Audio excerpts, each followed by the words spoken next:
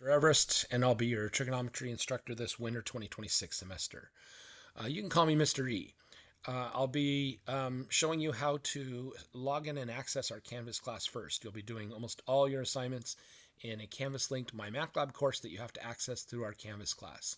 So the first thing you have to do is to sign in. And once you sign in to our Canvas class, you should click on the Canvas Learning Management System tile that you see here. If you don't see that, you can type Canvas in the search engine, and the first tile that should show up would be this tile right here. And once you find our course, you click on that tile for that. This is an old trig class from last summer. I haven't published the course yet, so this is the it says trigonometry here with a blue tree. I'll be publishing this course before the class starts. You'll click on that link, and this takes us to our home page. You need to read all of the home page. Lots and lots of information and links that should take you to resources for the class and explain how the class is going and how you access your assignments, but I'll walk you through that right now. It seems a little unintuitive. You're not going to click on assignments nor modules. You click on syllabus. And when you click on syllabus in this short section up here, there is a link for the syllabus and directions for the discussion board and how to access the discussion board, and even a link to the STEM Center showing them hours of operation for either remote tutoring or tutoring here on site. But down below here is a course summary, and you'll be doing pre-assignments, which are very short in nature, half an hour to less, followed by post assignments from an applicable section or a combination of sections that should take about an hour on average. There will be a document shared with you which will tell you what it is expected that each of these assignments should take you. There are quizzes at the end of the odd chapters 1, 3, 5, and 7.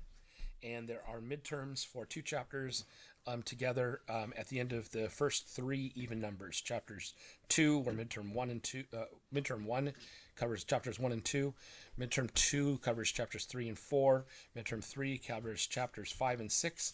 And we do cover content from 7 and 8, but that will be included on the cumulative and comprehensive final exam.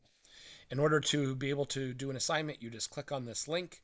I just ask that you don't do that right now so that I can show you how to register for our MyMathLab class through the Canvas class, because it's a Canvas link class. I'll show you that in a separate email. You will be accessing the course through those links, but you can click Access Pearson to get in to get some of the tools, which again I'll be sharing with you at a later date and with other links to videos talking you through that. I have a YouTube channel. So if you go to down here, it does have a section here on a bunch of resources for YouTube videos that will talk you through a lot of this in more detail. If you click the discussions link, that's how you'll go to the discussion boards that are on weeks 2 through 6. I'll be pinning these as we get closer to each of their deadlines or when the window opens for them. If you click the files link, there will be all kinds of folders here, but the one that probably will be most helpful is chapter resources that have resources for each of the 8 chapters we'll be covering.